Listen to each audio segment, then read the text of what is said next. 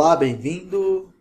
Eu sou Rogério, conforme prometido em vídeos anteriores, venho aqui com a continuação do estudo de caso, nosso preparatório aí para o concurso de auxiliar técnico de educação. Então, venho aqui com a parte 2 de estudo de caso. Vamos lá. Aqui, parte 2.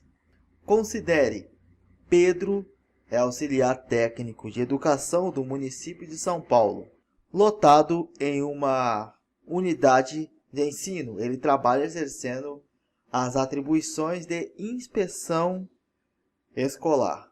Pedro, em 2009, passou por algumas situações. Aqui é a continuação do anterior, então já começa aqui com C. Na unidade educacional em que trabalha, Pedro observou que um dos educandos, uma criança de 10 anos, vem comparecendo à escola com hematomas. O aluno, quando questionado pelo ATE, só se faz chorar e não deu nenhuma declaração. Pedro decidiu não se envolver no assunto, com o intuito de não ser invasivo e nem atingir a intimidade da criança. Então temos aqui a atitude do Pedro e depois os comandos. 1. Pedro agiu corretamente? 2. Qual comportamento deveria proceder? Apresente, inclusive, a fundamentação normativa para a sua resposta. D. Visando gerar um dinheiro extra com o intuito de complementar a renda mensal, Pedro está vendendo salgados na repartição. Está lá vendendo as suas coxinhas, os seus quibes. Aí vem os comandos. 1. O comportamento de Pedro está correto? 2. Qual a fundamentação normativa para a sua resposta? Então você pode dar um pause e tentar responder. E eu vou responder agora. Vamos lá, a resolução. A minha resposta está aqui a partir de um auxiliar. Um auxiliar técnico de educação deve ter conhecimentos das atribuições do cargo que ocupa e também ter conhecimentos das leis inerentes à função que exerce, por ele ser servidor público e por trabalhar lidando com crianças e adolescentes. Por que eu fiz essa introdução dessa maneira? Você já nota aqui que ele infringiu aqui o ECA, não agiu de acordo com o ECA na C aqui, e na D ele não agiu de acordo com o Estatuto dos Funcionários Públicos do município. Então aqui na introdução eu já apontei o ponto X da questão. O que está pegando aí? Quais são os erros? E aí eu continuo. Vou partir aqui para o estudo de caso mesmo e responder os comandos que supostamente a banca está cobrando, tá? Aí eu continuo. No primeiro caso, Pedro demonstrou desconhecimento do Estatuto da Criança e do Adolescente, que prevê que a criança ou adolescente não pode ser vítima de negligência. Portanto, Pedro agiu incorretamente a se omitir de procurar ajudar a criança. A ação mais coerente seria levar o caso até a direção escolar para os responsáveis que trabalham no setor tomassem as decisões cabíveis. No caso aqui, o que aconteceu? Pedro reparou, viu que a criança estava chegando na escola com hematomas e não conseguia manifestar o que estava acontecendo, só chorava e Pedro nada fez. A criança, ela não tem a capacidade de se defender.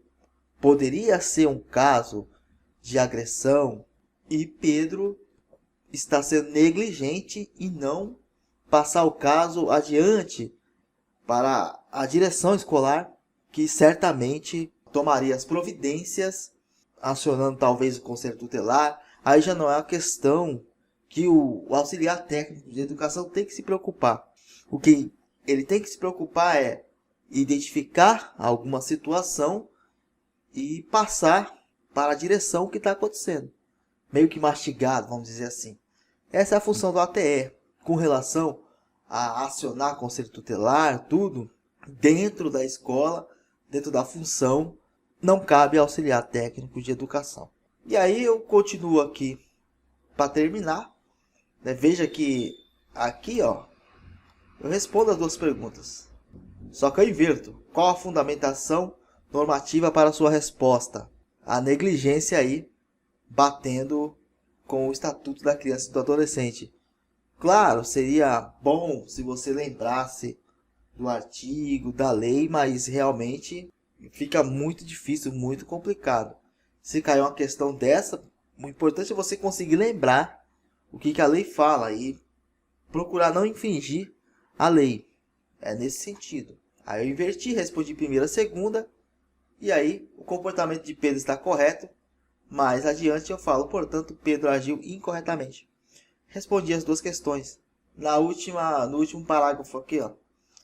No segundo caso, Pedro demonstra desconhecimento do Estatuto dos Funcionários Públicos do município de São Paulo, pois uma das proibições é o comércio ou a venda dentro do setor público. Portanto, o comportamento de Pedro é errado e passível de processo administrativo. Aqui eu fui bem mais sucinto, mas respondi as duas perguntas e foi quase que mais do mesmo. Ele não esteve atento com o Estatuto dos Funcionários, que é muito importante. Eu poderia até complementar aqui que é importante, no caso aqui no começo, né? É importante o funcionário conhecer o Estatuto, porque ele é um servidor público, ele tem que conhecer, tudo mais. Poderia ir nesse sentido, mas eu preferi ser mais sucinto e mais direto na resposta. O estudo de caso normalmente pede uma resposta mais direta, e como eu fiz uma boa introdução aqui, né? Já peguei algumas linhas, então deu para fazer a resposta mais direta. Você deve estar olhando aí, mas quantas linhas deu? Vou explicar aqui. Muitas pessoas falam, você fez um vídeo e teve pouca linha. Não, gente. Isso aqui, ó, no computador é uma coisa. Na folha é outra, tá? Pela minha letra, cada linha dessa aqui dá 1,5. Aqui deu meia linha. Então, vamos considerar o que aqui? Vamos lá. 1, 2, 3, 4, 5, 6, 7, 8, 9. 9 vezes 1,5 mais uma linha ali. 14 linhas e meia. Quase 15. Entre 13 e 15 linhas. Tá ótimo. O mínimo de 7 linhas. Não precisa sofrer. Claro que algumas pessoas vão utilizar mais linhas, pois podem até citar o artigo, a lei, aí fica uma coisa mais pomposa. Mas a intenção aqui é você compreender a estrutura. Tá certo? É isso. É isto. Peço que vocês não tenham reparado em algum possível erro de português, alguma pontuação. Conforme eu já disse algumas vezes, a intenção aqui é você entender a estrutura, como resolver um estudo de caso. Importante, se você lembrar, se caiu um estudo de caso parecido com esse que acabamos de responder aqui, que já foi um pouco mais complexo, um pouco mais complicado, pediu fundamentação em cima de alguma lei. É o seguinte, se você lembrar do artigo da lei, você coloca segundo o artigo tal, mas se você não lembrar, você demonstre ter conhecimento da lei, que do ECA, de repente o Estatuto dos Funcionários Públicos é possível que caia, talvez LDB, eu acho muito difícil, mas ECA e Estatuto dos Funcionários Públicos, olha, tem chance sim de cair. Esperamos que não, porque aí já começa a entrar em legislação e fica um pouco difícil você lembrar do artigo. Mas se não lembrar, faça do jeito que eu fiz aqui no vídeo. Se caísse uma questão de estudo de caso igualmente essa que resolvemos aqui, eu responderia daquela maneira. Não citaria o artigo, mas iria mais ou menos pelo caminho. O que é o ECA, o que é o Estatuto, porque nós lemos aqui no canal, então o conhecimento nós temos. Só não vamos decorar certinho qual que é o artigo. Tá certo? Bom, espero que tenha gostado. Se tiver mais estudo de casos, aí eu pretendo resolver.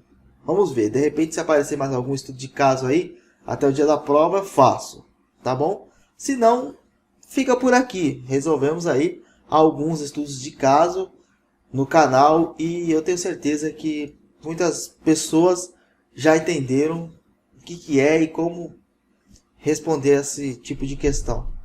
Tá certo? Espero que tenha gostado. Até a próxima. Valeu!